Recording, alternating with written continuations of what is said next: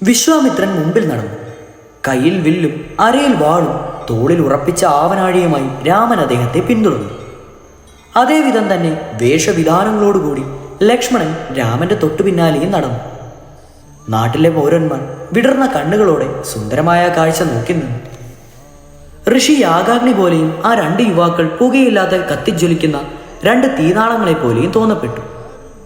മഹർഷിയുടെ പുറകെ നടക്കുന്ന രാജകുമാരന്മാരെ കണ്ടപ്പോൾ പലർക്കും തോന്നി അവർ ബ്രഹ്മാവിന്റെ പിന്നാലെ നടക്കുന്ന അശ്വിനി ദേവകളാണെന്ന്. അവരുടെ വിരലുകൾ തോലുകളാൽ രക്ഷിക്കപ്പെട്ടിരുന്നു. അവരുടെ വിലയേറിയ രത്നങ്ങൾ പതിച്ച വാളുകൾ സൂര്യപ്രകാശത്തിൽ തിളങ്ങി. താമസിയാതെ അവർ സരയൂ നദിയിലെ തെക്കേ തീരത്തെത്തി. വിശ്വാമിത്രൻ മധുരവും സ്നേഹം നിറഞ്ഞു തുളുമ്പുന്നതുമായ സ്വരത്തിൽ രാമ എന്ന് വിളിച്ചു. അദ്ദേഹം പറഞ്ഞു, ഉണ്ണി, കയ്യിൽ ജലമെടുക്കൂ. ഞാൻ നിങ്ങൾക്ക് ബല, അതിബല എന്നീ മന്ത്രങ്ങൾ ഉപദേശിച്ചു തരാം. അവ അറിയുന്നവന് വിശപ്പും ദാഹവും ഉണ്ടായിരിക്കില്ല. എന്നോടൊപ്പം നടക്കാനാവും. ആശ്രമത്തിലേക്കുള്ള ദൂരം അത്രയും നടന്നാലും ക്ഷീണിക്കുകയുമില്ല. രാമ, ശൗര്യത്തിലും ധൈര്യത്തിലും ഒരു ഉത്തമ ക്ഷത്രിയന് വേണ്ടതായ മറ്റെല്ലാ ഗുണഭവങ്ങളും അങ്ങയോടായി സമാനമായി ഈ ഭൂമിയിൽ മറ്റാരും തന്നെയില്ല. അതെനിക്ക് അറിയുകയും ചെയ്യാം. സൗന്ദര്യം, കൗശലം, വിദ്യ, സംഭാഷണ ചാതുര്യം എന്നിവയിലും അങ്ങേപോലെ ഒരാളെ കാണുവാൻ വിഷമമാണ്. അങ്ങേ പുത്രനായി ലഭിച്ചത് ദശരഥന്റെ ഭാഗ്യം തന്നെ. കുറച്ചു കാലം അങ്ങ് എന്നോടൊപ്പം ഉണ്ടാവുക തന്നെ എൻ്റെ ഭാഗ്യമായി ഞാൻ കരുതുന്നു. ബല, അതിബല എന്നീ മന്ത്രങ്ങളാൽ നിങ്ങൾ സർവ്വരാലും ബഹുമാനധീരരാണ്. അവയെ ഗ്രഹിക്കുവാൻ നിങ്ങൾക്ക് മാത്രമേ യോഗ്യതയുള്ളൂ. ശ്രദ്ധയോടെ ഈ മന്ത്രങ്ങൾ ഗ്രഹിക്കൂ. അവർ ജലസ്പർശം ചെയ്ത് ഈശ്വരനെ ധ്യാനിച്ചു. പിന്നീട് ഋഷിയോട് മന്ത്രോപദേശം വാങ്ങി. മന്ത്രോപദേശം കഴിഞ്ഞപ്പോൾ തന്നെ അവർ പൂർവാധിക ശക്തരായി തീർന്നു. ആചാരമനുസരിച്ച് അവർ മഹർഷിയെ വണങ്ങി.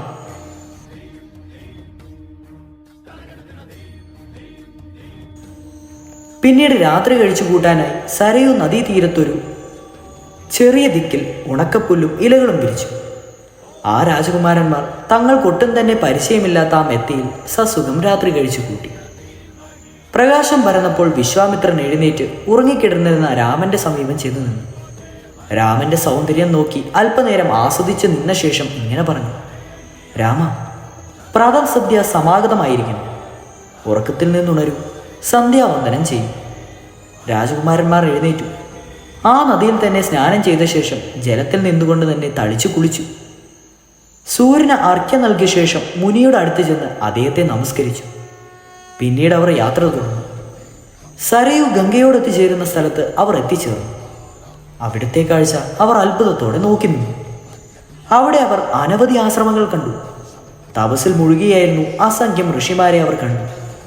വിശ്വാമിത്രനോട് അവർ ചോദിച്ചു, ഈ പുണ്യസ്ഥലത്ത് ആരുടെ ആശ്രമമാണിത്? ആരാണ് ഇവിടെ വസിക്കുന്നത്? ദയവായി ഞങ്ങളോട് പറയുക. കുമാരന്മാരുടെ ഔത്സുക്യം കണ്ട് പ്രസന്ന ഭാവത്തോടെ വിശ്വാമിത്രൻ പറഞ്ഞു, ഈ ആശ്രമത്തിൻ്റെ ഉൽപ്പത്തിയെപ്പറ്റി ഞാൻ നിങ്ങളോട് പറയാം. ഇതുണ്ടായ ശേഷം കാലം എത്രയോ കഴിഞ്ഞു. ആ കാലത്ത് കാമദേവന് രൂപവും ഭാവവും ഉണ്ടായിരുന്നു. ഒരിക്കൽ ഭഗവാൻ മഹാദേവൻ ഇവിടെ തപസ്സനുഷ്ഠിച്ചിരുന്നു. അദ്ദേഹത്തിന് തൻ്റെ പത്നിയായ സതി നഷ്ടപ്പെട്ട കാലമായിരുന്നു അത്. കോപാവേശത്തോടും ദുഃഖത്തോടും കൂടി അദ്ദേഹം ഇവിടെ വന്ന് ഏകാഗിയായി ധ്യാനനിരതനായി ഇരിക്കുകയായിരുന്നു. ഹിമവൽ പുത്രിയായ പാർവതി അദ്ദേഹത്തെ പരിചരിച്ചിരുന്നു. പാർവതി സതി തന്നെ വീണ്ടും ജനിച്ചതായിരുന്നു. അതിനാൽ അവളെ മഹാദേവൻ വിവാഹം കഴിക്കുമെന്ന് ദേവന്മാർ അനുഗ്രഹിച്ചു. മഹാദേവന് പാർവതിയിൽ ജനിക്കുന്ന പുത്രൻ ദേവന്മാരുടെ സേനാനായകനാവുമെന്ന് അവർ അറിഞ്ഞിരുന്നു. മഹാദേവൻ ഇരിക്കുന്ന സ്ഥലത്തേക്ക് ചെല്ലുവാൻ ഇന്ദ്രൻ കാമദേവനോട് ആവശ്യപ്പെട്ടു. ഭഗവാന്റെ നേരെ കാമബാണം അയക്കുവാൻ വേണ്ടിയായിരുന്നു അത്. പാർവതി മഹാദേവന്റെ മുമ്പിൽ കണ്ണു തുറന്നു നിൽക്കുന്ന സമയം നോക്കി കാമൻ ബാണം അയച്ചു. ഭഗവാൻ അത് ഏറ്റു. ആർക്കാണിതിന് ധൈര്യം എന്നറിയുവാനായി ഭഗവാൻ ദൃഷ്ടി തിരിച്ചു. അദ്ദേഹത്തിൻ്റെ കണ്ണുകൾ കാമനിൽ പതിച്ചു. രോഷാകുലനായ ദേവൻ തൻ്റെ മൂന്നാം തൃക്കണ്ണു തുറന്നു. അതിൽ നിന്നുയർന്ന അഗ്നി കാമദേവനെ ദഹിപ്പിച്ചു. അന്നു മുതൽ കാമന് അംഗമില്ലാതെയായി. അദ്ദേഹം ഇന്നും അനങ്കൻ, അംഗമില്ലാത്തവൻ എന്ന പേരിൽ പ്രസിദ്ധനാണ്.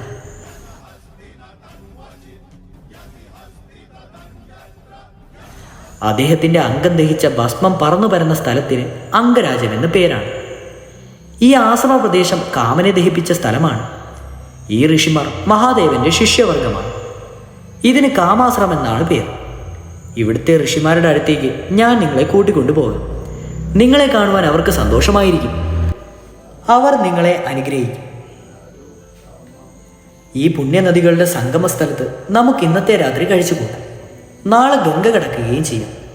ദേഹശുദ്ധി വരുത്തിയ ശേഷം നമുക്ക് ആശ്രമത്തിൽ പ്രവേശിക്കാം.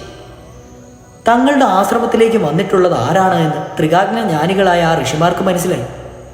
അവർ അത്യന്തം സന്തുഷ്ടരായി. അവർ വിശ്വാമിത്രനെ സ്നേഹപൂർവ്വം സ്വാഗതം ചെയ്തു. വിനയാന്യതരും സൗമ്യവും ഉത്കൃഷ്ടവുമായ പെരുമാറ്റത്തോടു കൂടിയവരുമായ ആ ബാലന്മാരെ കണ്ട് ഋഷിമാർ വികാരഭരിതരായി. അതിഥികൾ ഋഷിമാരോടും കൂടി കാമാശ്രമത്തിൽ സസുഖം പാർത്തു. ഇനിയും സന്ദർശിക്കാൻ പോകുന്ന പല പല സ്ഥലങ്ങളെപ്പറ്റിയും ഓരോരോ കഥകൾ പറഞ്ഞുകൊണ്ട് വിശ്വാമിത്രൻ അവരെ ആനന്ദിപ്പിച്ചു. പ്രഭാതമായപ്പോഴേക്കും കുമാരന്മാർ വിശ്വാമിത്രനോടൊപ്പം ഗംഗാതീരത്തെത്തി. ഋഷിമാർ അവർക്കായി ഒരു കടത്തുവഞ്ചി ഉണ്ടാക്കി കൊടുത്തിയ ശേഷം വിശ്വാമിത്രനോട് പറഞ്ഞു, ദയവായി ഈ തോണിയിൽ കുമാരന്മാരോടൊപ്പം നദി കടക്കുക. ഇനി വൈകിക്കേണ്ട. അങ്ങനെ തന്നെ വിശ്വാമിത്രൻ മറുപടി പറഞ്ഞു. ആ 3 പേരും തോണിയിൽ കയറി ഗംഗാ നദി കടന്നു. നദി കടന്നുകൊണ്ടിരിക്കെ തന്നെ നദിയുടെ മധ്യത്തിൽ വെച്ച് അവർ ഒരു ഘോരമായ ശബ്ദം കേട്ടു. ഇടിവെട്ടും പോലെ തുടർച്ചയായി പുറപ്പെട്ട ആ ശബ്ദം കേട്ട് രാമൻ ഋഷിയോട് ചോദിച്ചു, പ്രഭു, ഈ ഗർജനം എവിടെ നിന്നാണ്? അത് അത്ഭുതവും അതേസമയം ഭയവും ഉളവാക്കുന്നു. ഞാൻ പറയാം, ഋഷി പറഞ്ഞു. ബ്രഹ്മാവ് തൻ്റെ മനസ്സിൽ നിന്ന് ഒരു തടാകം സൃഷ്ടിച്ചു. അതിന് മാനസ സരോവരമെന്നാണ് അനർത്ഥമായ നാമധേയം. അയോധ്യ നഗരിയുടെ അരികിൽ കൂടി ഒഴുകുന്ന സരയൂ നദിയുടെ ഉത്ഭവസ്ഥാനം ഈ മാനസ സരസ്സാണ്. ഈ നദി സ്വർണഭയമായ ഗംഗയുമായി സമ്മേളിക്കുന്നത് ഈ സ്ഥലത്ത് വെച്ചാണ്. ഈ 2 നദികളെയും വന്ദിക്കൂ. അവർ അപ്രകാരം ചെയ്തു. താമസിയാതെ അവർ നദിയുടെ തെക്കേക്കരയിലെത്തി. അവർ നടത്തം തുടർന്നു. അല്പം കഴിഞ്ഞ് ഒരു ഇരുണ്ട കാട്ടിൽ അവർ ചെന്ന് കയറി. അത് ഇടുങ്ങിയതും നനവുള്ളതുമായിരുന്നു. വൃക്ഷങ്ങളുടെ ശാഖകൾ അത്രയധികം കോർത്തിണങ്ങിയിരുന്നതിനാൽ കാട്ടിനുള്ളിലേക്ക് സൂര്യപ്രകാശം തട്ടിയിരുന്നില്ല. എന്നാൽ രാമന് അതിശയം തോന്നിയത് ആ വനത്തിൻ്റെ ഭംഗിയും ഒപ്പം തന്നെ അതിൻ്റെ വിജനതയും കണ്ടാണ്. എത്രയോ ആശ്രമങ്ങൾക്ക് മാതൃകാപരമാകുന്ന ആ സ്ഥലം വിജനവും ശൂന്യവുമായിരിക്കുന്നത് രാമൻ കണ്ടു. ഭയാനകവും പീവത്സവുമായ ഒരു നിശബ്ദത എവിടെയും വ്യാപിച്ചിരുന്നു.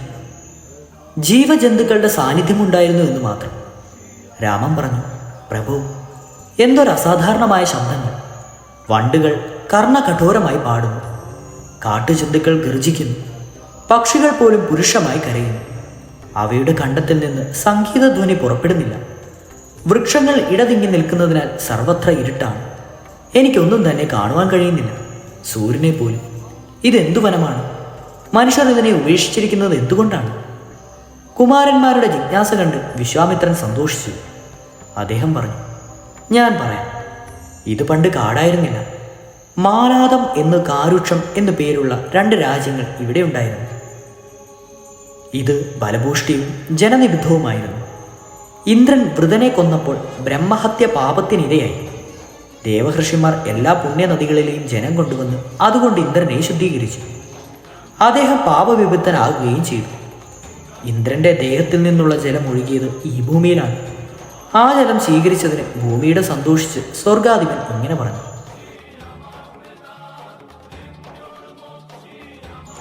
ഞാൻ ഈ ഭൂമിയെ അനുഗ്രഹിക്കുന്നു. ഈ രാജ്യങ്ങൾ മാലാതമെന്നും കാരുഷമെന്നും വിളിക്കപ്പെടും. ഇവ അത്യധികം ഫലവത്തുള്ളതായിരുന്നു. ഈ 2 രാജ്യങ്ങളും ഇന്ദ്രാനുഗ്രഹത്തിലെ പ്രസിദ്ധി നേടിയത് 3 ലോകങ്ങളിലും പാട്ടായി തീർന്നു. അങ്ങനെ വളരെ കാലം കഴിഞ്ഞ ശേഷം താടക എന്നൊരു ഘോര രാക്ഷസി ഈ സ്ഥലം കൈയടക്കി. ഭീകാരായ അവൾ കാണാൻ വിരൂപിയും പ്രകൃതാ ക്രൂരയുമാണ്. ആഗ്രഹിക്കുന്ന ഏത് രൂപവും അവൾക്ക് ധരിക്കുവാൻ കഴിയും. അവൾക്ക് 1000 ആനകളുടെ ശക്തിയുണ്ട്. സുനന്ദൻ എന്ന യക്ഷന്റെ ഭാര്യയാണ് അവൾ. അവൾക്ക് മാരീചൻ എന്നൊരു പുത്രനുണ്ട്. ഈ 2 രാജ്യങ്ങളിലേക്കും കിടക്കുന്ന സ്ഥാനത്താണ് താടക നിലയുറപ്പിച്ചിട്ടുള്ളത്. അവൾക്ക് മനുഷ്യമാംസം ഏറെ പ്രിയമാണ്. ആകയാൽ ഒരു മനുഷ്യജീവിയും അങ്ങോട്ട് കിടക്കുവാൻ നോക്കാറില്ല. നമ്മളിപ്പോൾ നിൽക്കുന്നിടത്ത് നിന്ന് 1.5 യോജനയ്ക്കപ്പുറത്താണ് അവളുടെ താമസ സ്ഥലം. അവളെ കൊല്ലുവാൻ ഞാൻ അങ്ങയോട് ആവശ്യപ്പെടുകയാണ്. താടകയെ കൊല്ലൂ.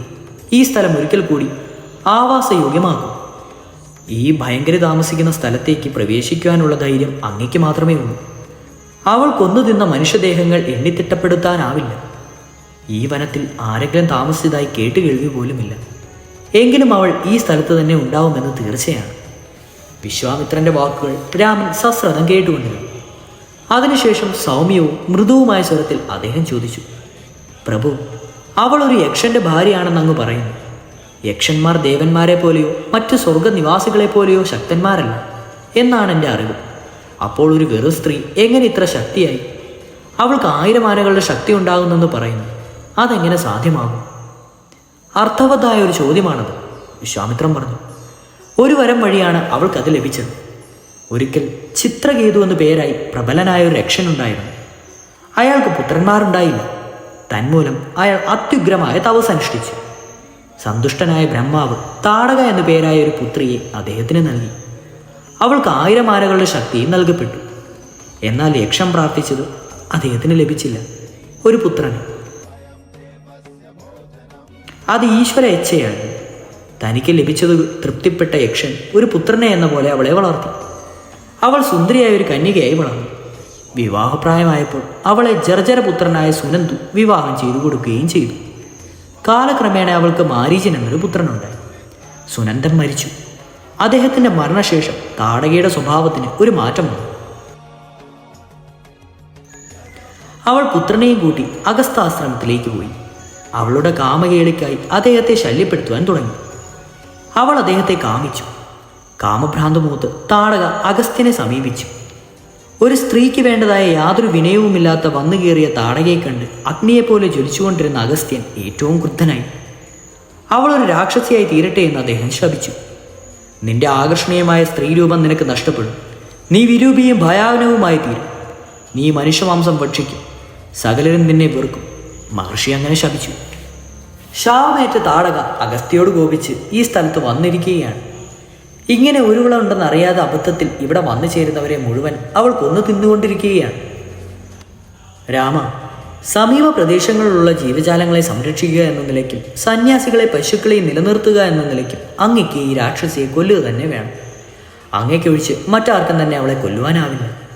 അവളൊരു സ്ത്രീയായാൽ അങ്ങയ്ക്കതിൽ തൃപ്തി ഉണ്ടാവില്ലെന്ന് എനിക്കറിയാം. എന്നാൽ ക്ഷത്രിയധർമ്മം ദുഷ്ടസംഹാരവും ശിഷ്ടപരിപാലനവും എന്നോണം മർദ്ദിതരെയും സാധുക്കളെയും രക്ഷിക്കലെന്നോണം സ്മൃതികൾ പറയുന്നു. അങ്ങയുടെ വംശം അതിൽ പ്രസിദ്ധി കേട്ടതാണ്. പരോപകാരം ചെയ്യാലാകുന്ന ധർമ്മത്തിൽ നിന്നും വ്യതിചലിക്കാത്തവരാണ് നിങ്ങൾ. രാജനന്മയ്ക്ക് വേണ്ടി പലരും സ്ത്രീകളെ കൊല്ലുകയുണ്ടായിട്ടുണ്ട്. എന്തിനേറെ, ഇന്ദ്രൻ തന്നെ വിരോചനപുത്രിയായ മന്ദാരയെ കൊന്നിട്ടുണ്ട്.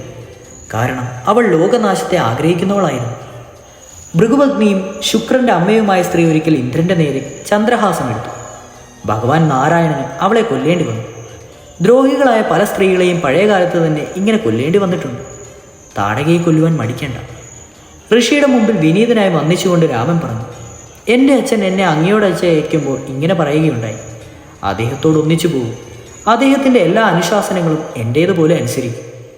അദ്ദേഹത്തിൻ്റെ സഭയിലുണ്ടായിരുന്ന എല്ലാ ഗുരുക്കന്മാരുടെയും മുമ്പിൽ വെച്ചാണത് പറഞ്ഞത്.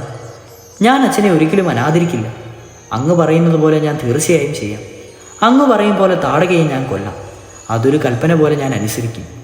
ഋഷികളെയും ഗോക്കളെയും രക്ഷിക്കുന്നതിനു വേണ്ടിയും രാജനന്മയ്ക്കായും അങ്ങയുടെ ആജ്ഞപ്രകാരം പ്രവർത്തിക്കുവാൻ ഞാനിതാ തയ്യാറായിരിക്കുന്നു. ഋഷി ഇത്രയും പറഞ്ഞു തീർന്ന് ഉടൻ തന്നെ രാമൻ തൻ്റെ വില്ലിൻ്റെ ഞാൺ വലിച്ചു. അതിൻ്റെ മാറ്റൊലി കാട്ടിലെങ്ങും പ്രതിധ്വനിച്ചു. താടക അത് കേട്ട് ആശ്ചര്യപ്പെട്ടു. ആ വനത്തിൽ പ്രവേശിക്കുവാൻ തന്നെ ആരും ധൈര്യപ്പെടാറില്ല. അവൾ ഒരു നിമിഷം ആലോചിച്ചു നിന്നു. പെട്ടെന്ന് അവളുടെ കോപം ആളിക്കത്തി. ശബ്ദം കേട്ട വഴിക്ക് അവൾ പാഞ്ഞു. വൈരൂപ്യം ഉടലെടുത്ത ഭീതിപ്പെടുത്തുന്ന ആ സ്ത്രീരൂപം കുന്നിൻ മുകളിൽ പ്രത്യക്ഷപ്പെട്ടു. വാർദ്ധക്യം ബാധിച്ചവളും ഭീകരവുമായ രൂപത്തിലു കൂടിയവളും മറ്റൊരു കുന്നുപോലെ തോന്നപ്പെട്ടവളുമായ അവളെ കണ്ട് രാമൻ ലക്ഷ്മണനോട് പറഞ്ഞു, ലക്ഷ്മണ, അതിഭയങ്കരിയായ ഒരു രാക്ഷസിയെ നോക്കൂ. അവളുടെ കാഴ്ച തന്നെ ലോഹഹൃദയന്മാരെ ഞെട്ടിക്കും. അവളെ കീഴടക്കാൻ എളുപ്പമാണെന്ന് തോന്നുന്നില്ല. ഞാൻ അവളുടെ മൂക്കുമുലയും അരിവാൻ പോവുകയാണ്. അത് കണ്ട് നമുക്ക് രസിക്കും. രാമൻ ലക്ഷ്മണനോട് സംസാരിച്ചു കൊണ്ടിരിക്കെ താടക 2 കൈകളും പൊക്കിക്കൊണ്ട് അവരുടെ അടുത്തേക്ക് ഓടി. അവളെ തടഞ്ഞുകൊണ്ട് വിശ്വാമിത്രൻ പറഞ്ഞു, രഘുവംശ വീരന്മാരുടെ യജ്ഞം വിജയിക്കട്ടെ. താടക കുമാരന്മാരുടെ നേരെ കല്ലും മണ്ണും എറിയുവാൻ തുടങ്ങി. ആകാശം ധൂളിയാൽ നിറഞ്ഞു. അവൾക്ക് കണ്ണു കാണുവാൻ വയ്യാതായി തീർന്നു. അവൾ അവരുടെ മേൽ അശ്മവർഷം നടത്തി. ഇത് രാമനെ അത്യന്തം പ്രകോപിപ്പിച്ചു. അദ്ദേഹം ശരങ്ങൾ കൊണ്ട് ആ കല്ലുകളോടൊപ്പം തന്നെ അവളുടെ 2 കൈകളും മുറിച്ചു വീഴ്ത്തി.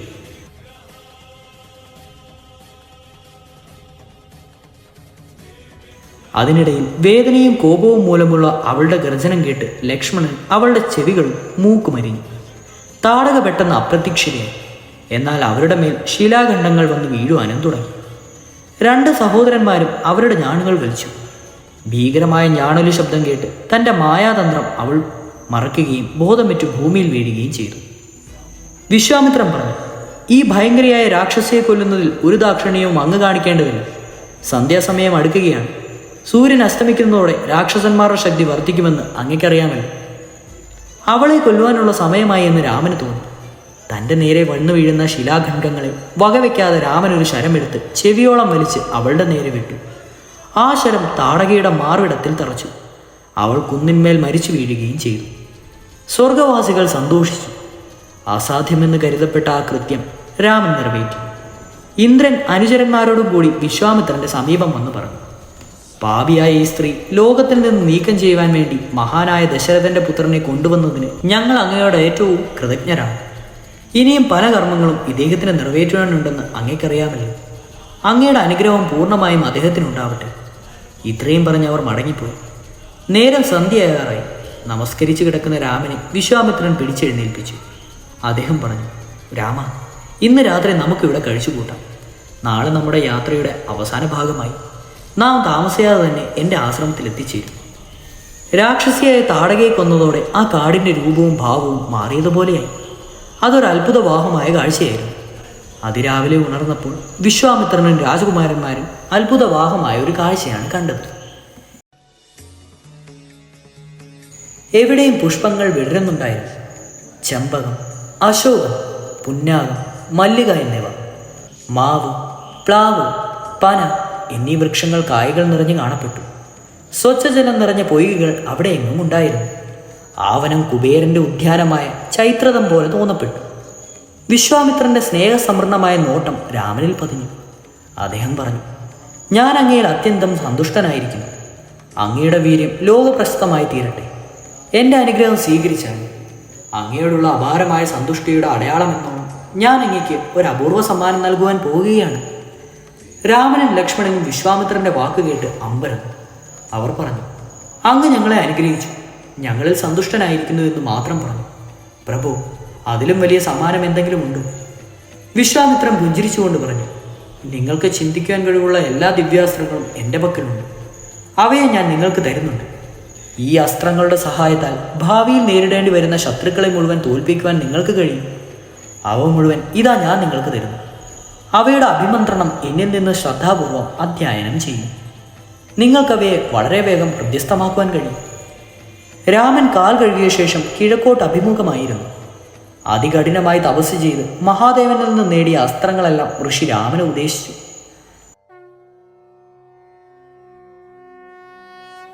അന്ന് അദ്ദേഹത്തിന് അത് ആവശ്യമാണെന്ന് തോന്നിയിരുന്നു.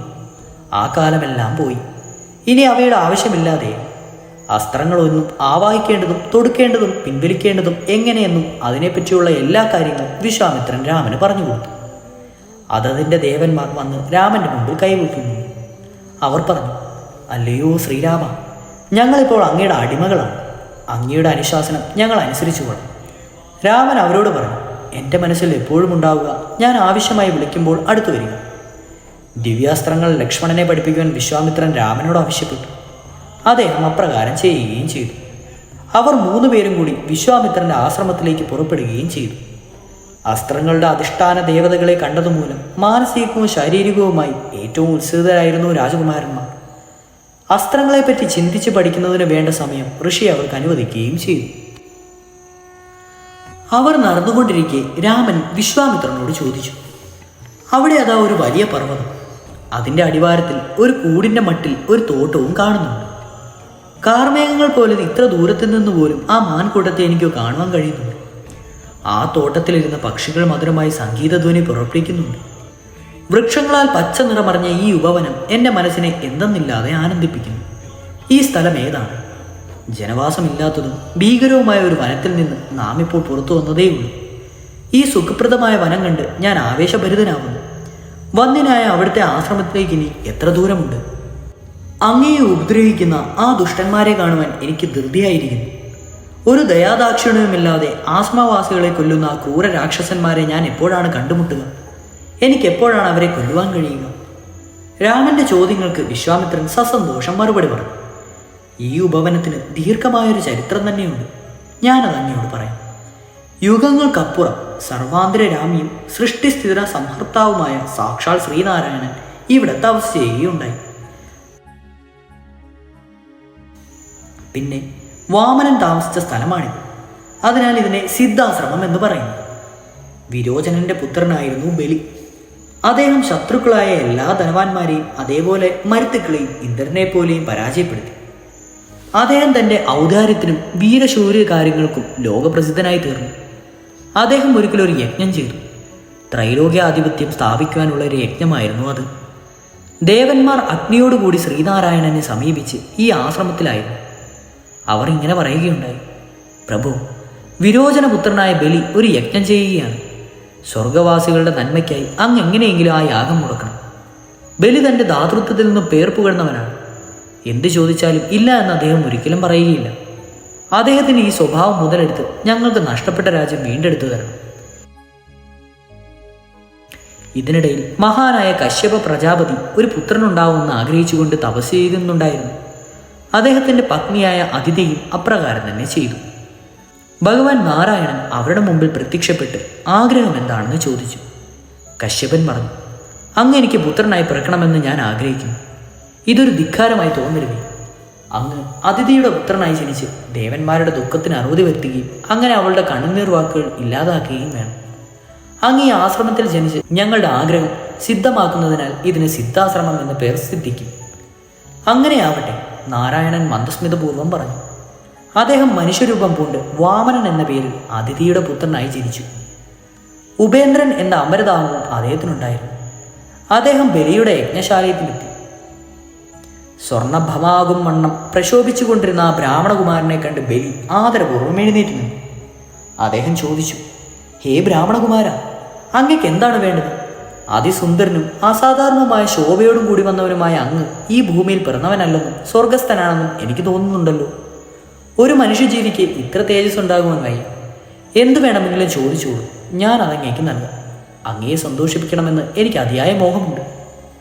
രാജാവിൻ്റെ ഔദാര്യം കണ്ട് കൃതജ്ഞതാപൂർവം വാമനൻ പറഞ്ഞു: ഹേ രാജാവേ, വീരോചനപുത്രനായ അങ്ങയ്ക്ക് ചേർന്നത് തന്നെയാണ് അങ്ങയുടെ ഈ വാക്കുകൾ. അങ്ങയുടെ മഹായജ്ഞത്തെപ്പറ്റി അല്ലാതെ ജനങ്ങൾ മറ്റൊന്നും പറയുന്നതേയില്ല. എന്തെങ്കിലും കിട്ടുമെന്ന് ഉദ്ദേശിച്ചു തന്നെയാണ് ഞാൻ വന്നിരിക്കുന്നത്. എനിക്ക് അധികമൊന്നും വേണ്ട. എന്നാൽ എൻ്റെ ആഗ്രഹം നിറവേറ്റുമെന്ന് ഉറപ്പ് കിട്ടിയാൽ മാത്രമേ ഞാനത് ചോദിക്കൂ. രാജാവ് ആ ബാലനെ നോക്കി പുഞ്ചിരിച്ചു. ഇപ്രകാരം പറയുകയും ചെയ്തു: അങ്ങൻ്റെ അടുത്ത് വന്നതും എന്തെങ്കിലും കിട്ടണമെന്ന് ആവശ്യപ്പെട്ടതും എൻ്റെ മഹാഭാഗ്യമാണ്. എൻ്റെ തപസ്സും ജീവിതവും തന്നെ ഇപ്പോൾ സഫലമാകുകയുള്ളൂ. ഈ ഒരു കടമ നിർവഹിക്കാൻ വേണ്ടി മാത്രമാണ് ഞാൻ ജനിച്ചതെന്ന് എനിക്ക് തോന്നുന്നു. എൻ്റെ രാജപദവി, ഞാൻ ചെയ്ത സൽപ്രവൃത്തികൾ, ഇതെല്ലാം അങ്ങൻ്റെ അടുത്ത് വന്നതോടെ സഫലമായിരിക്കും. എൻ്റെ ഭണ്ഡാരം, എൻ്റെ സൈന്യം, എൻ്റെ രാജ്യം, ഇതെല്ലാം തന്നെ അങ്ങയ്ക്ക് അധീനമാണ്. അങ്ങയ്ക്ക് ഇഷ്ടമുള്ളത് എന്ത് വേണമെങ്കിലും ചോദിച്ചു. ആ നിമിഷം അങ്ങയുടേതാണ്. ആ ബ്രാഹ്മണ ബാലൻ്റെ മുഖത്ത് മനോഹരമായൊരു പുഞ്ചിരി പ്രത്യക്ഷപ്പെട്ടു. അദ്ദേഹം പറഞ്ഞു: ഹേ രാജാവേ, അവ കൊണ്ടെല്ലാം എനിക്ക് എന്ത് പ്രയോജനമാണുള്ളത്? ആശ്രമവാസികളായ ഒരു ബാലനാണ് ഞാൻ. എൻ്റെ ആവശ്യങ്ങൾ ലഘുവാണ്. എനിക്കാകെ ആവശ്യം ഒരു തുണ്ട് ഭൂമിയാണ്. എൻ്റെ കാലിന് 3 അടി ഭൂമി, അങ്ങയുടെ രാജ്യത്തിൽ ഒരു കക്ഷണം. വാമനൻ്റെ അപേക്ഷ കേട്ട് ബലിക്ക് വിനോദമാണ് തോന്നിയത്. വാമനനെ നോക്കി ചിരിച്ചുകൊണ്ട് അദ്ദേഹം മാനമില്ലാ മനസ്സോടെ പറഞ്ഞു: എന്നാൽ അങ്ങനെ തന്നെ ആവട്ടെ. അങ്ങയുടെ ആഗ്രഹം പോലെ 3 അടി മണ്ണ് ഞാൻ അങ്ങേക്ക് തരാം. ഭാർഗവനായ ശുക്രാചാര്യൻ ബലിയുടെ ആചാര്യനായിരുന്നു. ദാനത്തിനായി ജലം കയ്യിലെടുക്കുന്ന രാജാവിനെ തടഞ്ഞുകൊണ്ട് അദ്ദേഹം ഇങ്ങനെ പറഞ്ഞു: അല്ലയോ രാജാവ്, ഇദ്ദേഹം വെറും ഒരു ബ്രാഹ്മണ ബാലനാണെന്ന് കരുതേണ്ട. അനവധി കാലം തപസ്സനുഷ്ഠിച്ച യോഗികൾക്കോ ബ്രഹ്മാവിന് പോലുമോ അറിയാൻ കഴിയാത്ത സാക്ഷാൽ സത്യസ്വരൂപനായ ശ്രീനാരായണനാണ് ഇദ്ദേഹം. ഇദ്ദേഹത്തിൻ്റെ ആഗ്രഹം നിറവേറ്റരുത്. അങ്ങത് ചെയ്യുകയാണെങ്കിൽ അതോടൊപ്പം നശിക്കും. അദ്ദേഹം എപ്പോഴും ദേവന്മാരുടെ ഭാഗത്താണെന്ന് എല്ലാവർക്കും അറിവുള്ളതാണ്. അങ്ങയുടെ ദാനം അവരുടെ നന്മയ്ക്കായി ഭവിക്കും. ബലി അദ്ദേഹത്തെ അനുസരിച്ചില്ല. എൻ്റെ അപേക്ഷ സ്വീകരിക്കുവാനായി സർവേശ്വരൻ ഈ രൂപം ധരിച്ചിരിക്കുകയാണെങ്കിൽ എൻ്റെ യാഗം സഫലമായി. അതിലും വലിയൊരു ശ്രേയസ് എനിക്ക് എന്താണ് വന്നു ചേരുവാനുള്ളത്? അങ്ങനെ പറഞ്ഞ് ബലി തൻ്റെ പത്നി ഒഴിച്ചു കൊടുത്ത ജലം കയ്യിലെടുത്തു. ദാനം വാങ്ങാനായി വലതു കൈയും നീട്ടി നിൽക്കുന്ന യുവാവിന് 3 അടി മണ്ണ് ഉദകപൂർവ്വം ദാനം ചെയ്തു. ജലം കയ്യിൽ വീഴുകയും ദാനം പൂർത്തിയാകുകയും ചെയ്തപ്പോൾ വാമനൻ വളരുവാൻ തുടങ്ങി. വിശ്വരൂപം പ്രാപിച്ച നാരായണൻ 1-ാമത്തെ അടി കൊണ്ട് ഭൂമി അളന്നു. 2-ാമത്തെ അടി കൊണ്ട് സ്വർഗവും. സന്തുഷ്ട ഹൃദയനായ ബലി അദ്ദേഹത്തെ വന്ദിച്ചു.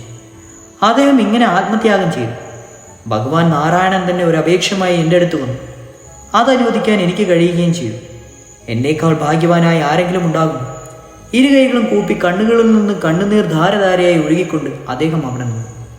ഇപ്രകാരം നാരായണൻ ഇന്ദ്രന് രാജ്യം തിരിച്ച് വാങ്ങിക്കൊടുത്തു. സിംഹാസനം വീണ്ടെടുക്കുകയും ചെയ്തു. അങ്ങയെ പുളങ്കിത ഗാത്രനാക്കി തീർക്കുന്ന ഈ ഉപവനം വാമനൻ ജനിച്ച സ്ഥലമാണ്. എല്ലാവർക്കും ആഗ്രഹിക്കുന്നത് സിദ്ധിക്കുന്ന സ്ഥലമാകിയാൽ ഈ സിദ്ധഗ്രാമത്തെ എൻ്റെ ആശ്രമമായി വിവരിച്ചു. മനുഷ്യ നന്മയ്ക്കായിട്ടാണ് ഞാനിവിടെ യാഗം ചെയ്തത്. ഭീകരരായ രാക്ഷസന്മാരാണ് ഇവിടെ വരുന്നത്. ഇവിടെ വെച്ചാണ് നിങ്ങൾ അവരെ കൊല്ലേണ്ടത്. കുട്ടികളെ, നമ്മൾ സിദ്ധാശ്രമത്തിൽ എത്തുകയായി. ഈ സ്ഥലം എൻ്റേതാണ്, അതായത് നിങ്ങളുടേത്. അങ്ങനെ സംസാരിച്ച് നടന്നുകൊണ്ട് അവർ ആശ്രമത്തിൽ എത്തിച്ചേർന്നു. 2 രാജാക്കന്മാരോടൊപ്പം വിശ്വാമിത്രൻ ആശ്രമത്തിൽ പ്രവേശിച്ചു. മേഘങ്ങൾ ഒഴിഞ്ഞ തെളിഞ്ഞ ആകാശത്തിൽ പുനർവത്തു നക്ഷത്രങ്ങളോട് ചേർന്ന ചന്ദ്രനെ പോലെ കാണപ്പെട്ടു അദ്ദേഹം. ഋഷിമാർ അദ്ദേഹത്തെ പൂജിച്ചു. രാജകുമാരന്മാരെ സ്വാഗതം ചെയ്യുകയും ചെയ്തു.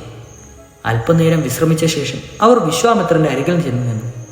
അവർ പറഞ്ഞു, പ്രഭു, ഇനി അങ്ങ് ദീർഘവരിച്ചാലും അങ്ങയുടെ യാഗം നിർഗഹനം നടക്കുമെന്ന് ഞാൻ ഉറപ്പു പറയുന്നു. ആശ്രമത്തിന്റെ സൽപ്പേരിന് കളങ്കം വരാനോ അതിനെ നിസ്സാകാരമാക്കാനോ ഞങ്ങൾ അനുവദിക്കില്ല. അന്ന് രാത്രിയിൽ തന്നെ വിശ്വാമിത്രൻ ദീക്ഷ കൈക്കൊണ്ടു. അന്ന് രാത്രി കുമാരന്മാർ യാതൊരു വിഘ്നവും കൂടാതെ സുഖമായി ഉറങ്ങി. കാലത്തെഴുന്നേറ്റ് പ്രഭാത കൃത്യങ്ങൾ നിർവഹിച്ച ശേഷം അവർ വിശ്വാമിത്രന്റെ അരികിൽ ചെന്നു. അദ്ദേഹം അഗ്നിഹോത്രം കഴിച്ച് പരിശുദ്ധമായ ദർശനത്തിൽ ഇരിക്കുകയായിരുന്നു. രാജകുമാരന്മാർ ഋഷിയുടെ അടുത്ത് ചെന്ന് ചോദിച്ചു, രാക്ഷസന്മാർ എപ്പോഴാണ് പ്രത്യക്ഷപ്പെടുക? ഞങ്ങൾ അവരുടെ വരവ് കാത്തു നിൽക്കുകയാണ്.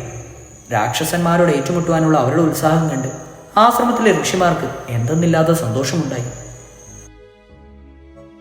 അവർ സാവധാനത്തിൽ ഇങ്ങനെ പറഞ്ഞു, യാഗം ഇന്നു മുതൽ 6 ദിവസം നീണ്ടു നിൽക്കും. മഹർഷി വിശ്വാമിത്രൻ ദീക്ഷ കൈക്കൊണ്ടതിനാൽ ഇനി അദ്ദേഹം സംസാരിക്കില്ല. അദ്ദേഹത്തിന് മൗനം പാലിക്കണം. 6 പകലും 6 രാത്രിയും നിങ്ങൾ ജാഗരൂകരായിരിക്കണം. യജ്ഞശാല കാക്കുകയും വേണം. ഞങ്ങൾ അപ്രകാരം ചെയ്യുന്നുണ്ട്, രാമൻ പറഞ്ഞു. അവർ വില്ലെടുത്ത് ഞാൻ കെട്ടി. ശരങ്ങളെ എയ്യുവാൻ പാകത്തിന് വലത്തെ കൈയിലും വില്ല് ഇടത്തെ കൈയിലും പിടിച്ചുകൊണ്ട് ഉത്സാഹത്തോടെ തയ്യാറായി നിന്നു. കൺപോള കൃഷ്ണമണിയെ കാക്കുമ്പോലെ രാവും പകലും അവർ യജ്ഞശാലയെ കാത്തുകൊണ്ട് അതിനു ചുറ്റും നടന്നു. 5 പകലും 5 രാത്രിയും അനിഷ്ട സംഭവങ്ങളൊന്നും കൂടാതെ കഴിഞ്ഞുപോയി.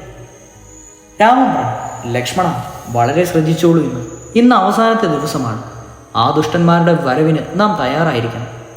രാമൻ ഇങ്ങനെ പറയുമ്പോൾ യജ്ഞശാലയിലെ അഗ്നി പൂർവാധികം ശോഭയോടെ കത്തിച്ചുരിച്ചു. മഹത്തായൊരു കാഴ്ചയായിരുന്നു അത്. അഗ്രസ്ഥാനത്തിലിരിക്കുന്ന വിശ്വാമിത്രനും ചുറ്റി ഋഷിമാർ ഇരുന്നു കൊണ്ടുള്ള ആ കാഴ്ച, ഉച്ചത്തിലും സാവധാനത്തിലും ഒഴുകി വരുന്ന അന്തസ്സുറ്റ വേദോച്ചാരണത്തിന്റെ സംഗീതധ്വനി ഒരേ സമയം ഭയത്തെയും ശാന്തിയെയും 4 ദിക്കിലും ഉളവാക്കി. എല്ലായിടത്തും ചെന്നെത്തിയ ആ ശബ്ദം അന്തരീക്ഷത്തിലെ പോലും ശുദ്ധീകരിച്ചു. കാലവർഷാരംഭത്തിൽ ഇടിവെട്ടും പോലുള്ള ഒരു ശബ്ദം പെട്ടെന്ന് എവിടെയോ മുഴങ്ങി. കാർമേഘം വന്നു മൂടിയ അവിടമാകെ ഇരുണ്ടവശമായി. രാക്ഷസന്മാർ വന്നുവെന്ന് രാമലക്ഷ്മണന്മാർ അറിഞ്ഞു. അവരുടെ ഭൃത്യവർഗവും ഒരുമിച്ചുണ്ടായിരുന്നു. മാംസവും രുദ്രവും ചേർന്ന ഒരു വൃഷ്ടിപാതം പെട്ടെന്ന് അവിടെ ഉണ്ടായി. ഒരെതിർപ്പും പ്രതീക്ഷിക്കുവാനാവാതെ രാക്ഷസന്മാർ മായാപ്രയോഗത്തിലും ഒരുങ്ങിയിരുന്നില്ല. രാമനെല്ലാം വ്യക്തമായി കാണുവാൻ കഴിഞ്ഞു. പാവനമായ യജ്ഞശാല മലിനപ്പെടുത്തുവാനുള്ള ശ്രമം കണ്ട് അത്യന്തം ക്രുദ്ധനായി തീർന്ന രാമൻ ലക്ഷ്മണനോട് പറഞ്ഞു, നോക്കൂ ലക്ഷ്മണ, ഈ സജ്ജനങ്ങൾക്ക് ഉപദ്രവമുണ്ടാക്കുവാൻ നോക്കുന്ന രാക്ഷസന്മാരെ നോക്കൂ. ശക്തിയേറിയ കാറ്റ് കാർമേഘങ്ങളെ എന്ന പോലെ ഇവരെ ഞാൻ ചിന്നിച്ചിതറക്കുന്നത് കണ്ടോളൂ.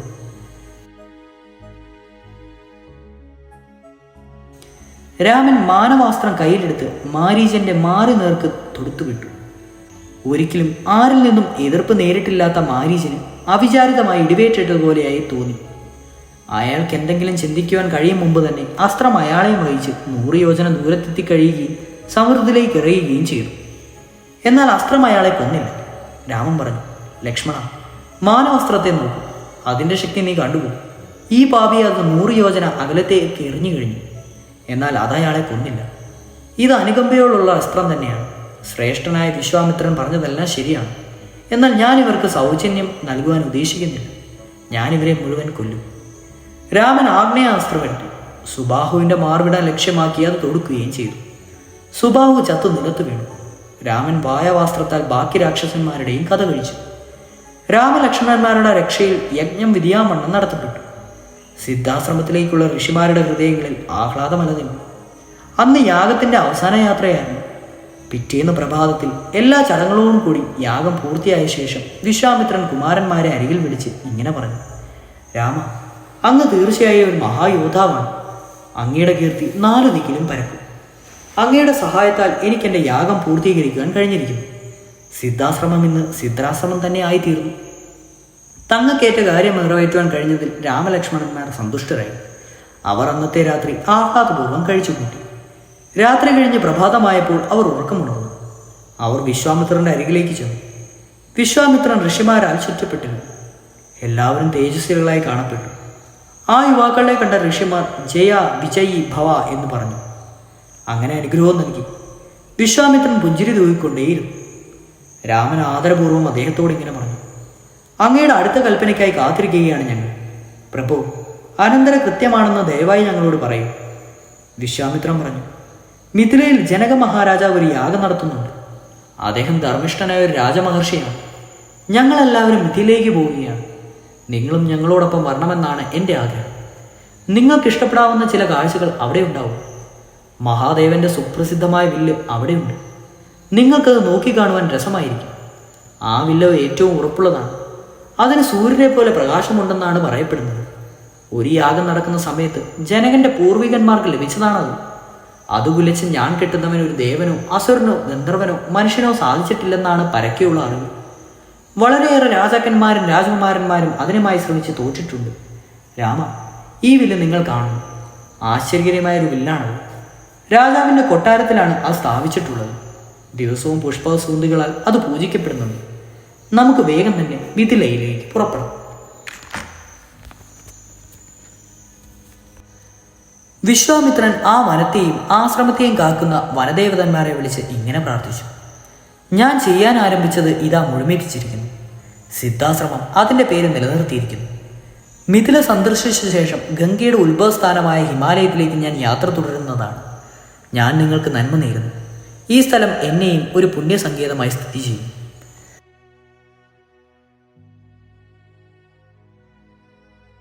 ഋഷിമാരാലും രാമലക്ഷ്മണന്മാരാലും അനുഗതനായി വിശ്വാമിത്രൻ ആശ്രമത്തെ പ്രദക്ഷിണം ചെയ്തിട്ട് വടക്കോട്ട് യാത്ര ആരംഭിച്ചു. ആശ്രമവാസികളായ മാനുകളും പക്ഷികളും അടക്കം വളരെ പേർ അദ്ദേഹത്തെ അനുഗമിച്ചു. സൗമ്യമായ പ്രേരണ വഴി വിശ്വാമിത്രൻ അവരെ പിന്തിരിപ്പിച്ച് തൻ്റെ യാത്ര തുടർന്നു. അവർ വളരെ ദൂരം സഞ്ചരിച്ചു. സൂര്യാസ്തമയമായപ്പോഴേക്കും അവർ സോണാ നദീ തീരത്തെത്തി. അന്ന് അവരവിടെ താമസിച്ചു. അവർക്ക് വിശ്രമിക്കുവാൻ രമ്യമായൊരു സ്ഥലം അവിടെ കണ്ടെത്തി.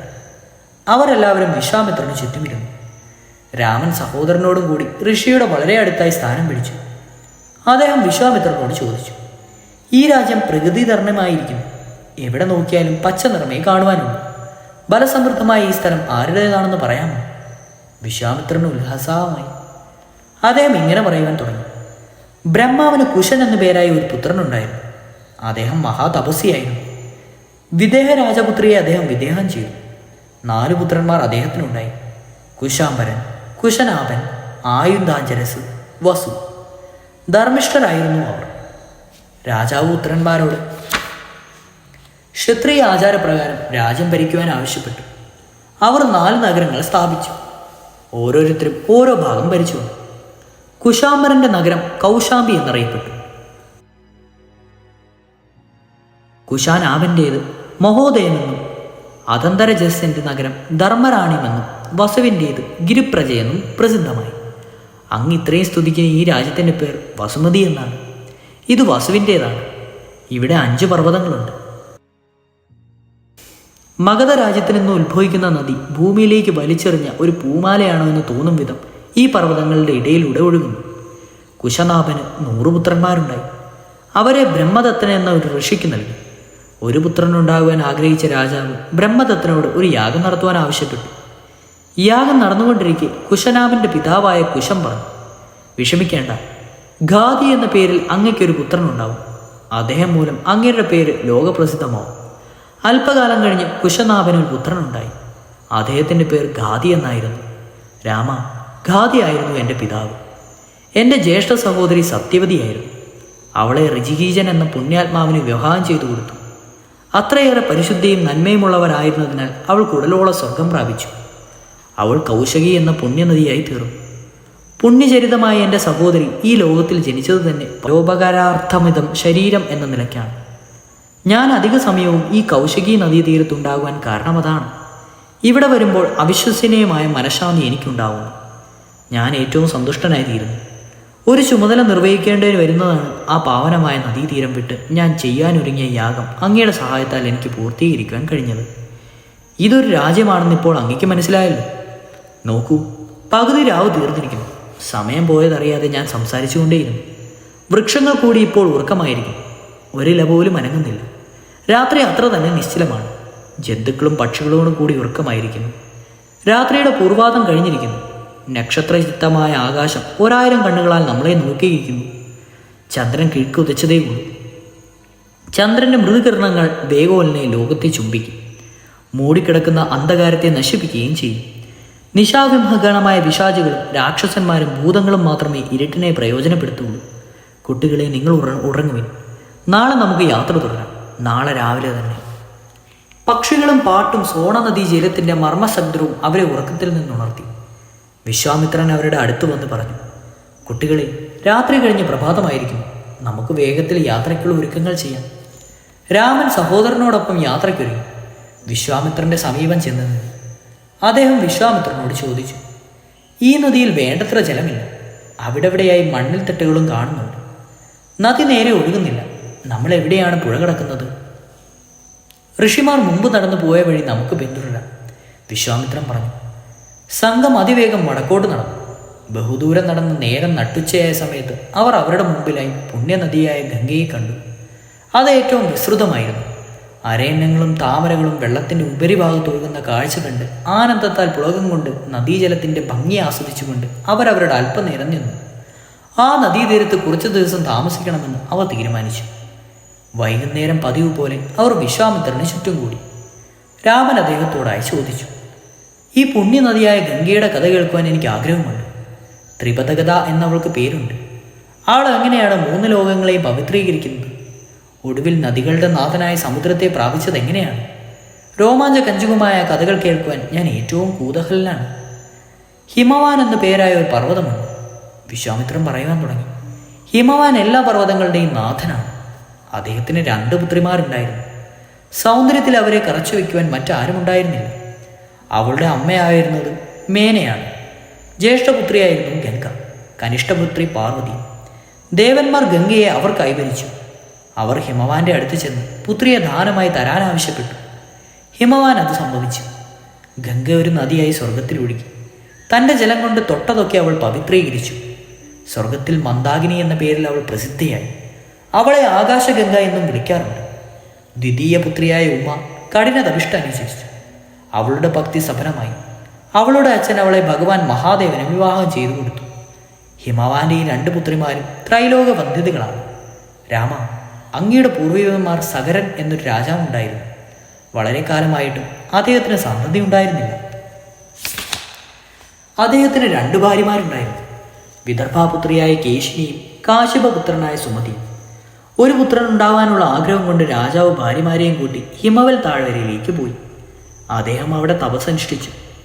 100 കൊല്ലം കഴിഞ്ഞപ്പോൾ ഭൃഗു മഹർഷി അദ്ദേഹത്തിൻ്റെ അവിടെ അടുത്ത് വന്നായി പറഞ്ഞു, അങ്ങയ്ക്ക് തീർച്ചയായും പുത്രന്മാരുണ്ടാവും.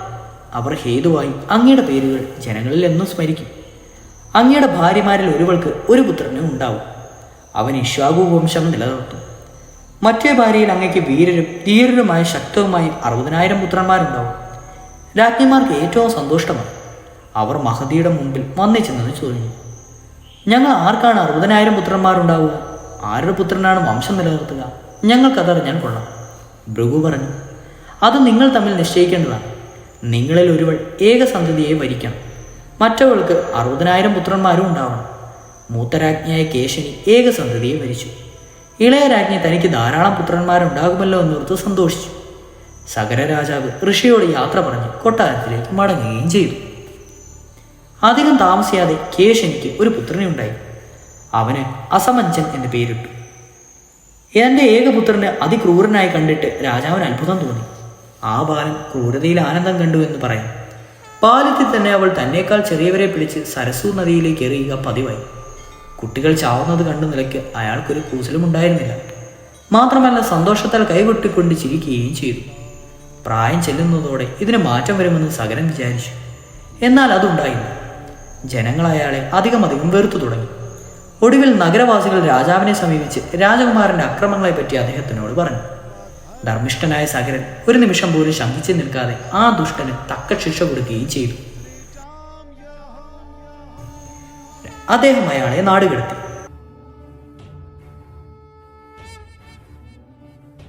രാജാവിന്റെ ഒരേ ഒരു ആശ്വാസം അസമഞ്ജസന്റെ പുത്രനായ അശ്വമാന് പിതാവിന്റെ സ്വഭാവമില്ല എന്നായിരുന്നു. അംശുമാൻ ഒരു സാത്വികയായിരുന്നു. എന്നല്ല മുത്തച്ഛനോട് മധുരമായ ഭയഭക്തി ബഹുമാനങ്ങളും കൂടെ ഉണ്ടായിരുന്നു. രാജാവിന്റെ ദ്വിതീയ പത്നിയായ സുമതിക്ക് പറഞ്ഞതുപോലെ 60,000 പുത്രന്മാരുണ്ടായി. അവർ അത്യാഗ്രഹികളും വളരെ ശക്തന്മാരും കാണാൻ സുന്ദരന്മാരും വലിയ അഹങ്കാരികളുമായി വളർന്നു. അവർ അമ്മയുടെ മഹാസമ്പത്തായിരുന്നു. ഒരിക്കൽ സകരൻ അശ്വമേധയാഗം നടത്തുവാൻ ആഗ്രഹിച്ചു. യജ്ഞശാലയുടെ സ്ഥാനം വളരെ ഭംഗിയുള്ളതായിരുന്നു. വടക്ക് ഹിമാലയം എന്ന ഗംഭീരമായ പർവ്വതം, അതിനെതിരെ ഭാരതവർഷത്തിന്റെ മധ്യത്തിലായി വിന്ധ്യ പർവ്വത നിരയുമുണ്ട്. ഈ 2 പർവ്വതങ്ങളും മഹത്വം കൊണ്ട് മത്സരിച്ചാണ് നിൽപ്പ്. ഈ 2 പർവ്വത നിരകളുടെയും നടുവിലാണ് ഭൂമിയാണ് യജ്ഞശാലയ്ക്ക് തിരഞ്ഞെടുത്ത സ്ഥലം. യാഗാശ്വത്തോടൊപ്പം വിവിധ രാജ്യങ്ങളിലേക്ക് സഞ്ചരിച്ചിരുന്ന യുവാവായ അംശുമനായിരുന്നു.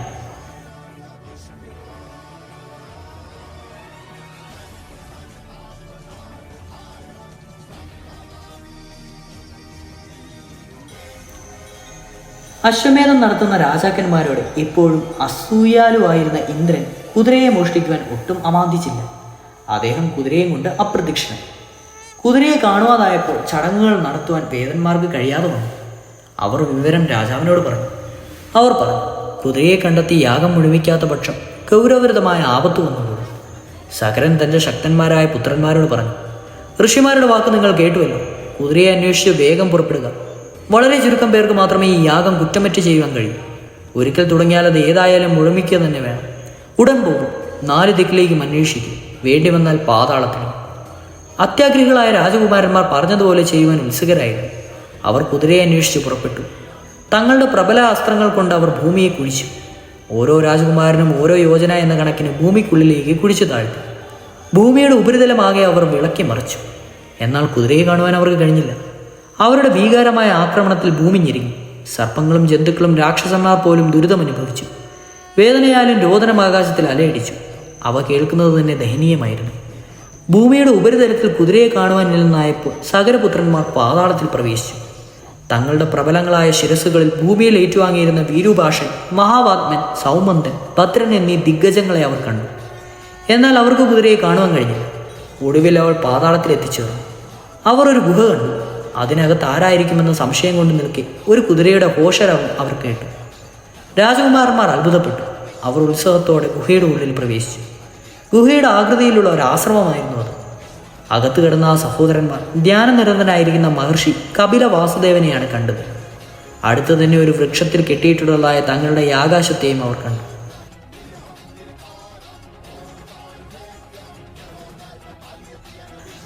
തങ്ങളുടെ അന്വേഷണത്തിന് ഒരു അവസാനം കണ്ടതിൽ അവർ സന്തുഷ്ടരായി.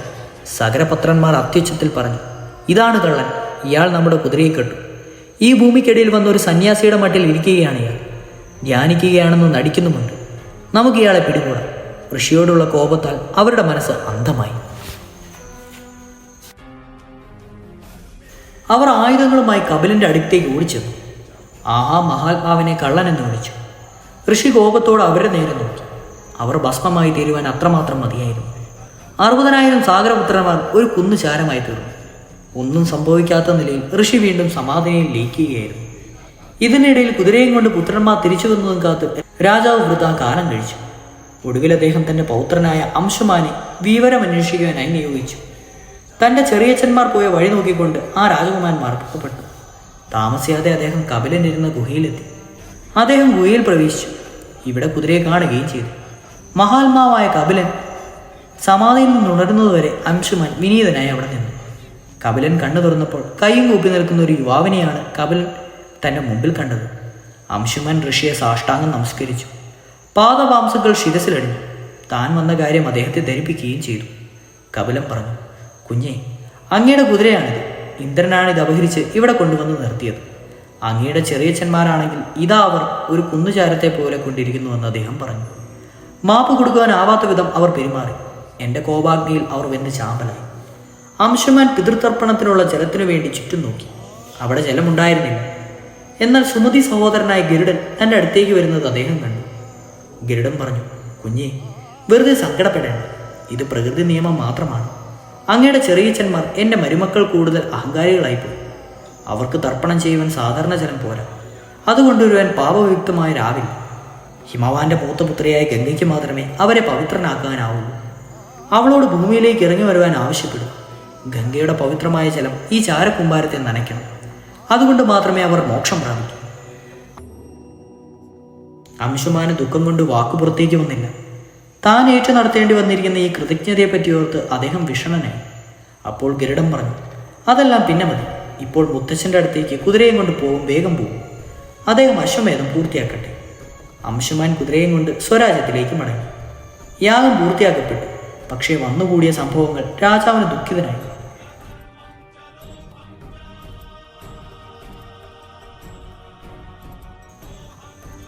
ദിവ്യനദിയായ ഗംഗയെ എങ്ങനെ ഭൂമിയിലേക്ക് കൊണ്ടുവരുമെന്ന്, എങ്ങനെയോ ഭൂമിയിൽ ഒഴുക്കുവാൻ സാധിക്കുമെന്നോ അദ്ദേഹത്തിന് തീരെ അറിയുവാൻ കഴിഞ്ഞില്ല. കുറച്ചു കാലം കൂടി കഴിഞ്ഞപ്പോൾ രാജ്യം പൗത്രനായ അംശുമാനെ ഏൽപ്പിച്ച് സകര രാജാവ് പത്നിമാരോട് കൂടി തപസൃഷ്ടിക്കാനായി കാട്ടിലേക്ക് പോവുകയും ചെയ്തു. അംശുമാൻ നന്നായി രാജ്യം ഭരിച്ചു. ഗംഗയെ ഭൂമിയിലേക്ക് വരുത്താനും അതിനുവേണ്ടി ശ്രമിക്കുവാനും അദ്ദേഹത്തിന് സമയമുണ്ടായിരുന്നില്ല. അദ്ദേഹത്തിന് ദിലീപൻ എന്നൊരു പുത്രനുണ്ടായി. അംശുമാൻ രാജപുത്രനെ ഏൽപ്പിച്ച് ഗംഗയെ ലഭിക്കുവാൻ വേണ്ടി തപസ് ചെയ്യുവാനായി ഹിമവത്സകാളിലേക്ക് പോയി. പക്ഷെ അത് വ്യർത്ഥമായതേ ഉള്ളൂ. ഉദ്ദേശം സാധിക്കാതെ അദ്ദേഹം മരിച്ചു. ദിലീപനും അതേവിധം പരിശ്രമിച്ച് പരാജയമടങ്ങി. തൻ്റെ അഭിഷ്ടമനുസരിച്ച് ഗംഗയെ വരുത്താനോ സകലപുത്രന്മാരെ മോചിപ്പിക്കുവാനോ ഒന്നും അദ്ദേഹത്തിന് കഴിഞ്ഞില്ല. ദിലീപിന് ഭഗീരഥൻ എന്ന പേരായ പുത്രനുണ്ടായി. മരിക്കും വരെ ദിലീപൻ രാജ്യം ഭരിച്ചു. മരിക്കുന്നതിന് മുമ്പായി അദ്ദേഹം ഭഗീരഥനെ രാജാവായി അഭിഷേകം ചെയ്തു. ഭഗീരഥന്റെ ജീവിതത്തിന് പൂർവികരെ മോചിപ്പിക്കുക എന്നൊരു ഒറ്റ ഉദ്ദേശമേ ഉണ്ടായിരുന്നു. അദ്ദേഹം പ്രാപ്തമായ മന്ത്രിമാരെ രാജ്യസ്ഥലത്തിൽ ഏൽപ്പിക്കുവാൻ പോയി. രാജാവിന്റെ ഉഗ്രതപസ്സിൽ സന്തുഷ്ടമായ ബ്രഹ്മാവ് അദ്ദേഹത്തിന് മുമ്പിൽ പ്രത്യക്ഷപ്പെട്ടു പറഞ്ഞു, അങ്ങയുടെ തപസ്സിൽ ഞാൻ സന്തുഷ്ടനായിരിക്കും. അങ്ങക്ക് എന്താണ് ആവശ്യമെന്ന് പറയുക, ഞാൻ തീർച്ചയായും അവനെ അനുവദിക്കാം. ഭഗീരഥൻ നിർക്കരണമായ കൃതജ്ഞയോടെ പറഞ്ഞു, പ്രഭു, ഞാൻ ആഗ്രഹിക്കുന്ന വരം ഇതാണ്. എൻ്റെ പൂർവികന്മാർ സ്വർഗത്തിലെത്തണം. ഞാൻ ഗംഗാജലം ഭൂമിയിൽ കൊണ്ടുവരാൻ ആഗ്രഹിക്കുന്നു. അതിനു പുറമെ ഇക്വാംശു വംശം എന്നോടുകൂടി അവസാനിക്കുകയും വരുത്. ഈ വരങ്ങളാണ് ഞാൻ അങ്ങയോട് ആവശ്യപ്പെടുന്നത്. ബ്രഹ്മാവ് പറഞ്ഞു, ഭയം വേണ്ട. അങ്ങയുടെ വംശം അങ്ങയോടുകൂടി നശിക്കില്ല. അങ്ങയ്ക്കൊരു പുത്രനുണ്ടാവും. ഗംഗ ഹിമവൽ പുത്രിയാണെന്ന് അങ്ങയ്ക്കറിയാമല്ലോ. അവൾ സ്വർഗത്തിൽ നിന്ന് താഴേക്ക് പതിക്കുമ്പോൾ അവളുടെ പതനശക്തിയെ തടുക്കുവാൻ മഹാദേവനൊഴിച്ച് മറ്റാർക്കും കഴിയില്ല. അങ്ങ് അദ്ദേഹത്തോട് അത് പ്രാർത്ഥിക്കണം.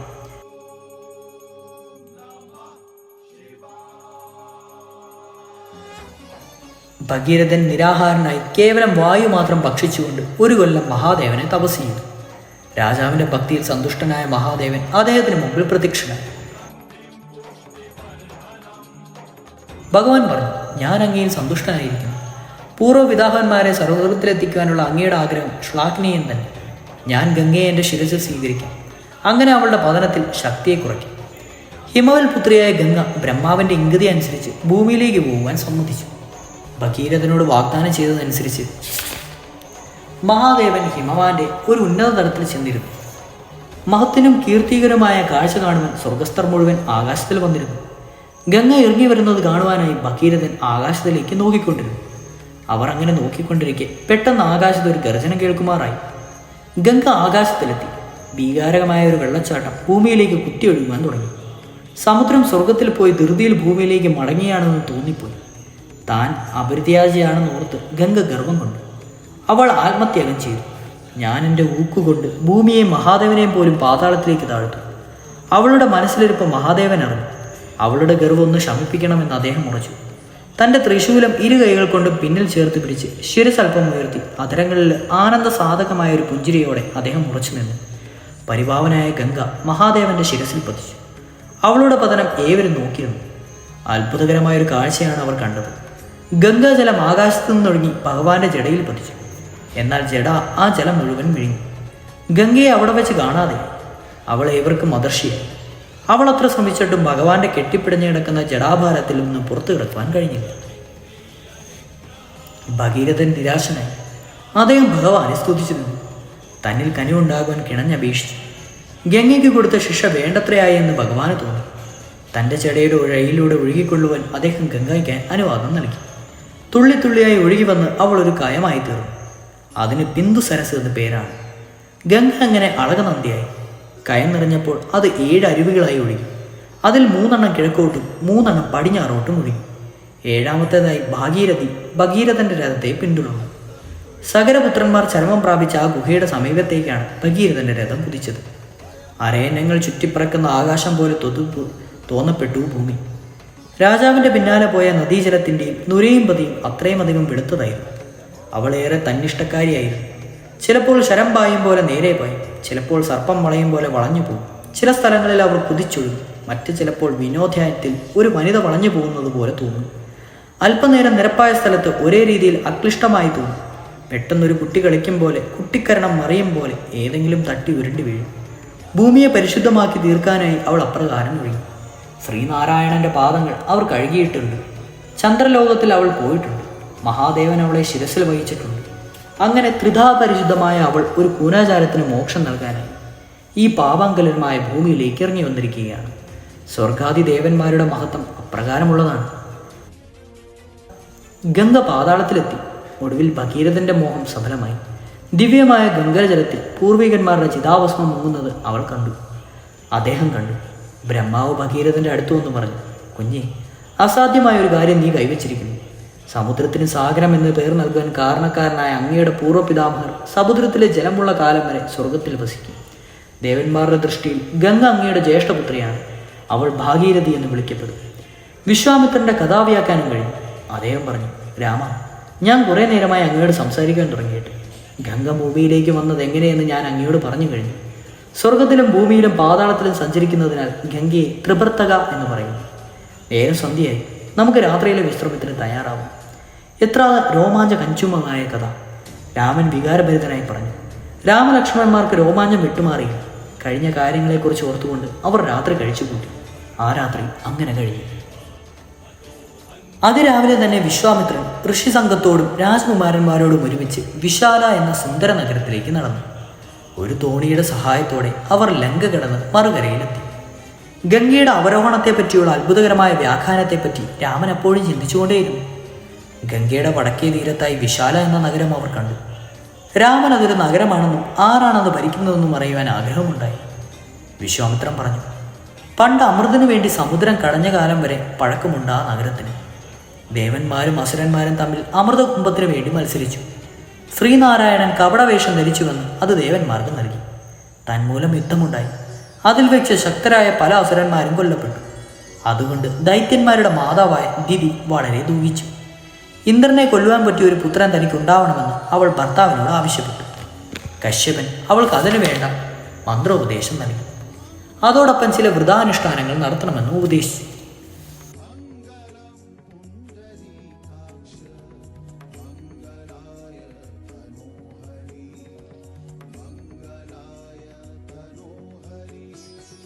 അനുഷ്ഠാനങ്ങളിൽ വീഴ്ച വന്നാൽ ഉദിഷ്ടഫലം സിദ്ധിക്കുകയില്ലെന്നും അദ്ദേഹം നിഷ്കർഷിച്ചിരുന്നു. ദിതിയെല്ലാം ശ്രദ്ധിച്ചു കേട്ടു. അവൾ തെറ്റുകൂടാതെ എല്ലാ അനുഷ്ഠാനങ്ങളും നടത്തി വന്നു. അവൾക്ക് സഹായത്തിനായി ഇന്ദ്രൻ എപ്പോഴും ഒപ്പമുണ്ടായിരുന്നു. അവളുടെ സപ്തതിപുത്രനെ നിലയ്ക്കാണ് ഇന്ദ്രൻ ഇങ്ങനെ ചെയ്തത്. അവൾ വൃതാനുഷ്ഠാനങ്ങളിൽ അതിരറ്റ ശ്രദ്ധ പതിപ്പിച്ചിരുന്നു. എന്നാൽ ഒരു ദിവസം അവൾക്കല്പം അശ്രദ്ധ പറ്റി. ഈ ലാക്ക് നോക്കി ഇന്ദ്രൻ അവളുടെ ഗർഭത്തിലെ ശിശുവിനെ വെട്ടിമുറിച്ച് കഷ്ണങ്ങളാക്കി. വെട്ടിമുറിക്കപ്പെട്ട കഷ്ണങ്ങൾ ഉറക്കെ കഴിഞ്ഞു. എത്ര ശ്രമിച്ചിട്ടും അവയെ നശിപ്പിക്കാൻ കഴിഞ്ഞില്ല. തുണ്ടു തുണ്ടാക്കപ്പെട്ട 7 കഷ്ണങ്ങളും കരഞ്ഞു. ദിതി ഉറങ്ങുകയായിരുന്നു. അവളെ ഉണർത്തുരയിക്കാൻ വേണ്ടി ഇന്ദ്രൻ കുട്ടികളോട് മാരുത കരയരുത് എന്ന് പറഞ്ഞു. അപ്പോഴേക്കും ദിതി ഉണർന്നു കഴിഞ്ഞിരുന്നു. തനിക്ക് പറ്റിയ ആപത്ത് അവൾ തിരിച്ചറിഞ്ഞു. ഇന്ദ്രൻ പറഞ്ഞു, അമ്മ എന്നെ നശിപ്പിക്കുവാൻ ആഗ്രഹിച്ചു. ആത്മരക്ഷയോർത്ത് എനിക്കത് ചെയ്യേണ്ടി വന്നു. എന്നാൽ അമ്മയുടെ കുഞ്ഞുങ്ങൾ മരിച്ചിട്ടില്ല. നോക്കൂ, എനിക്കവരെ കൊല്ലുവാൻ കഴിഞ്ഞില്ല. അമ്മയുടെ വ്രതത്തിൻ്റെ ശക്തി തന്നെ. എൻ്റെ വജ്രം ദുർബലമായി. ഒന്നിനു പകരം 7 കുട്ടികളായി. എനിക്ക് അവരെ കൊല്ലുവാൻ കഴിഞ്ഞില്ല.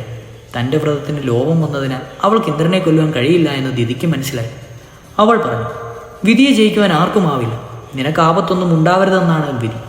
ഈ കുട്ടികളുടെ കാര്യത്തിൽ നീയും കുറേയൊക്കെ ഉത്തരവാദികളായാൽ അവൾ നിന്നോടൊപ്പം കൊണ്ടുപോയിക്കൊള്ളു. എന്നിൽ നിന്നാണ് ജനിച്ചതെങ്കിലും ഇവർ നിന്റെ സഹോദരന്മാരാണ്. നീ അവരോട് മാരുത എന്ന് ഉരുവിട്ടതിനാൽ അവർ മരുത്തുക്കൾ എന്ന് പ്രസിദ്ധരാകും. അവർ വായുവിൻ്റെ കൂട്ടുകാരായി വായുവിനോടൊപ്പം അധിവസിക്കട്ടെ രാമ. വിശ്വാമിത്രൻ പറഞ്ഞു. ഇവിടെ വെച്ചാണ് ദിതി തപസ്സും മനുഷ്യാനുഷ്ഠാനങ്ങളും ചെയ്തത്. സപ്തമരുത്തുക്കൾ ജനിച്ചതും ഇവിടെയാണ്. പിന്നീട് വിശാല എന്ന ഈ നഗരം നിർമ്മിച്ചത് ഇക്ഷ്വാകുവിൻ്റെ പുത്രന്മാരിൽ ഒരാളായ അലംബുഷനാണ്. അന്നു മുതൽ അദ്ദേഹത്തിൻ്റെ പിൻഗാമികൾ ഈ രാജ്യം ഭരിച്ചു വന്നു. ഇപ്പോൾ സുമതി എന്ന രാജാവാണ് വിശാല ഭരിക്കുന്നത്. നമുക്കിന്ന് രാത്രി ഈ സുഖകരമായ നഗരയിൽ താമസിക്കാം. നാളെ മിഥിലയിലേക്ക് പുറപ്പെടാം. വിശ്വാമിത്രൻ്റെയും ശിഷ്യഗണത്തിൻ്റെയും ആഗമനം അനുസരിച്ച് രാജാവായ സുമതി അദ്ദേഹത്തിൻ്റെ അടുത്ത് വന്ന് ആദരവ് പ്രകടിപ്പിച്ചു. രാജകുമാരന്മാരെ കണ്ട് അദ്ദേഹം അവരാരാണെന്നും എങ്ങനെ മഹർഷിയുടെ കൂടെ വന്നുവെന്നും വിശ്വാമിത്രനോട് ചോദിച്ചു. വിശ്വാമിത്രൻ തൻ്റെ യാഗത്തെപ്പറ്റി അദ്ദേഹത്തിന് പറഞ്ഞു. ദശരഥപുത്രന്മാരായ ഇവർ യാഗം രക്ഷിക്കുവാൻ വേണ്ടി പുറപ്പെട്ടതും രാമൻ രാക്ഷസന്മാരെ കൊന്ന് യാഗം രക്ഷിച്ചതുമെല്ലാം അദ്ദേഹം രാജാവിനെ വിസ്തരിച്ച് പറഞ്ഞു കൊടുത്തു. രോമാഞ്ചമുളവാക്കുന്ന ആ വ്യാഖ്യാനം കേട്ട് സുമതി ആശ്ചര്യപ്പെട്ടു. കുറച്ചു നേരം അവരുമായി സംസാരിച്ചതിന് ശേഷം അദ്ദേഹം കൊട്ടാരത്തിലേക്ക് മടങ്ങിപ്പോയി. ഋഷിമാർ ആ രാത്രി അവിടെ കഴിച്ചുകൂട്ടി. പ്രഭാതത്തിൽ മിഥിലയിലേക്കുള്ള യാത്ര തുടരുകയും ചെയ്തു. അവർ മിഥിലയിലുള്ള പ്രാന്തപ്രദേശത്തെത്തി. മിഥിലയിൽ എത്തിച്ചേർന്നതുപോലെ അവർക്ക് തോന്നി. രമ്യമായ നഗരം കണ്ട് അവർ പറഞ്ഞു, എന്തു ഭംഗി, എത്ര സുന്ദരമായ നഗരം. പോകുന്ന വഴിയിൽ ഏറ്റവും സുഖപ്രദമായ ഒരു ആശ്രമം അവർ കണ്ടു. നഗരത്തിൻ്റെ വക്കത്തുള്ള ഒരു പൂങ്കാവനം പോലെയായിരുന്നു അവർ. രാമൻ അത്ഭുതത്തോടെ ആശ്രമത്തിലേക്ക് നോക്കി. അതിൽ അഗ്നി പുകഞ്ഞിരുന്നില്ല. അതിലാരുമില്ല എന്ന് അദ്ദേഹത്തിന് ബോധ്യമായി. ഇത് അസാധാരണമാണല്ലോ എന്ന് കരുതി അദ്ദേഹം വിശ്വാമിത്രൻ്റെ നേരെ തിരിഞ്ഞ് ഇങ്ങനെ ചോദിച്ചു, പ്രഭു, ഇതാ അവിടെ ഒരു ആശ്രമം കാണുന്നു. അത് വളരെ മനോഹരമായിരുന്നു. പക്ഷേ അതിൽ ആരും ഉണ്ടെന്ന് തോന്നുന്നില്ല. ഇത്ര മനോഹരമായ ആശ്രമം ജനവാസമില്ലാതെ പോകുന്നു കാണുന്നുണ്ടല്ലോ. പ്രഭു, ഇതെങ്ങനെ വന്നു? ഇത്ര നല്ല അന്തരീക്ഷത്തിൽ ആശ്രമത്തിൽ ആരും ഇല്ലാതിരിക്കുന്നത് അത്ഭുതം തന്നെ. അങ്ങനെ വരാൻ എന്താണ് കാരണം? ഒരു മഹാത്മാവിൻ്റെ കോപം കാരണമാണ് ഇത് ശൂന്യമായത്. വിശ്വാമിത്രൻ പറഞ്ഞു. അദ്ദേഹം തുടർന്നു, അങ്ങനെ വന്നുകൂടുവാനുണ്ടായ കാരണം ഞാൻ പറയാം. ഈ സ്ഥലത്ത് ഒരു കാലത്ത് സ്വർഗത്തിന് തുല്യമായിരുന്നു. മഹാനായ ഗൗതമ മഹർഷിയുടെ ആശ്രമമായിരുന്നു ഇത്. വളരെ കാലം അദ്ദേഹം ഇവിടെ തപസ്സനുഷ്ഠിച്ചു. ബ്രഹ്മാവ് ഒരു സുന്ദര രത്നത്തെ സൃഷ്ടിച്ചു. അദ്ദേഹം അവൾക്ക് അഹല്യ എന്ന് പേരിട്ടു. ഈ അഹല്യയെപ്പറ്റി ഗൗതമന് വിവാഹം കഴിച്ചു കൊടുത്തു. അവളെ വളരെ കാലം ഇവിടെ താമസിപ്പിക്കുകയും ചെയ്തു. സുന്ദരിമാരിൽ അസക്തനാവുക എന്ന ബലഹീനതയ്ക്ക് പേർ കേട്ട ഇന്ദ്രൻ ഒരിക്കൽ ആ ആശ്രമത്തിൽ പരിസരത്തിൽ വിരാടനായി.